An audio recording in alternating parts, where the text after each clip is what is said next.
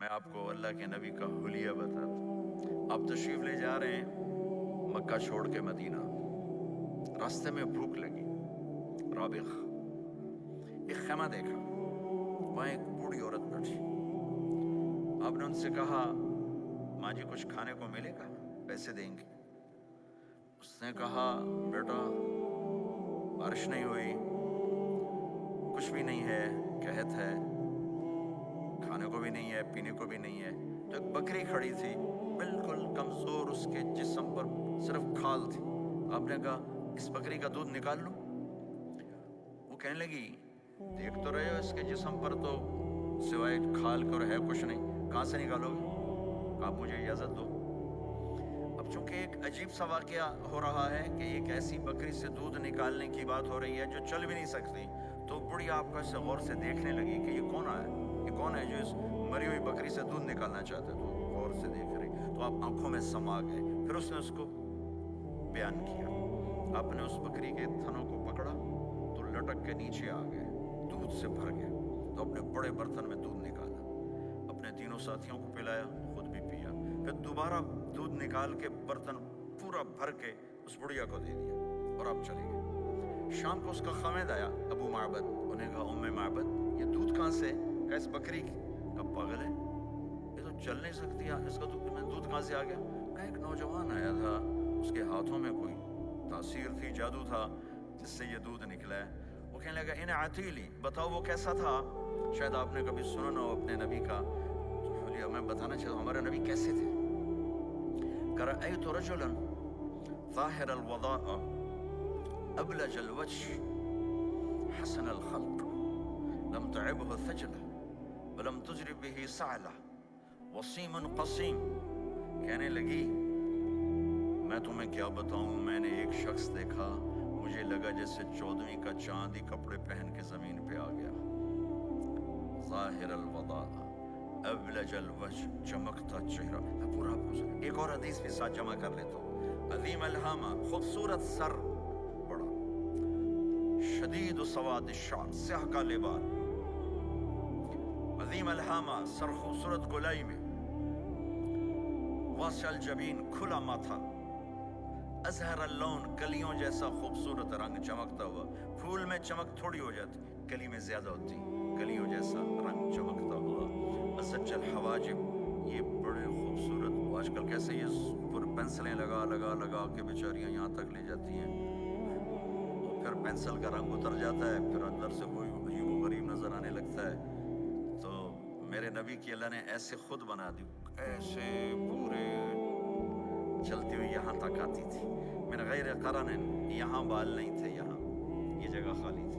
بینہما عرق یدرہ الغضب، یہاں ایک وین تھی، وین، جب آپ کو غصہ آتا تھا تو آپ غصے کو برداشت کرتے تھے، نکالتے نہیں تھے، برداشت کرتے تھے، تو وہ یہاں ایسے ایسے ایسے ایسے ایسے ایسے حرکت کرنا شروع کر دیتی تھی، تو اس سے پتہ چلتا تھا کہ اللہ کے نبی غصے میں بیٹھے ہوئے ہیں۔ فی عینیہ دعج، آنکھ بڑی خوبصورت، موٹی، سیاہ، اشکل، لمبی، اہدب،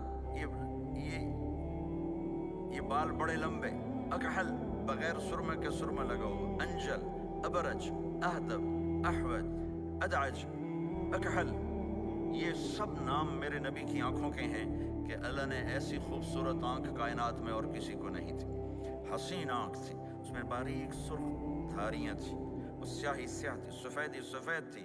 جب آپ آنکھ اٹھا کے کسی کو دیکھتے تھے کوئی آپ کی آنکھوں میں آنکھیں نہیں ڈال سکتا، سب ایسے ہو جاتے تھے۔ اس لیے میرے نبی یوں نہیں دیکھتے تھے، لوگ ایسے دیکھتے تھے۔ جل نظرہ الملاحظہ،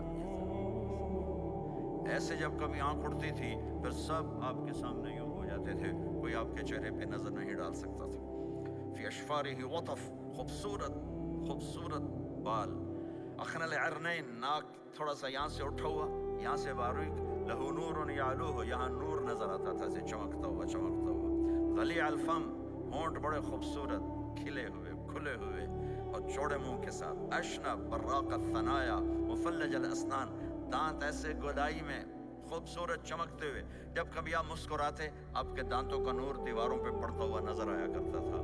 ایسے حسین دانت تھے ہمارے نبی کے کہ دانتوں سے نور نکل کے دیواروں پہ پڑتا ہوا نظر آتا تھا۔ یہ چار دانتوں میں تھوڑا فاصلہ تھا، باریک سا فاصلہ تھا، اس میں سے ایسے روشنیاں نکلتی تھی آپ کی مسکراہٹ کے دوران.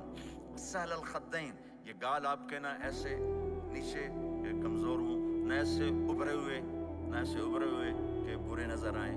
کث اللحیہ، داڑھی بڑی خوبصورت گھنی نیم گھنگریالے، اور داڑھی میں سر میں 14 سفید بال تھے، اور ایک روایت میں 20 سفید بال تھے.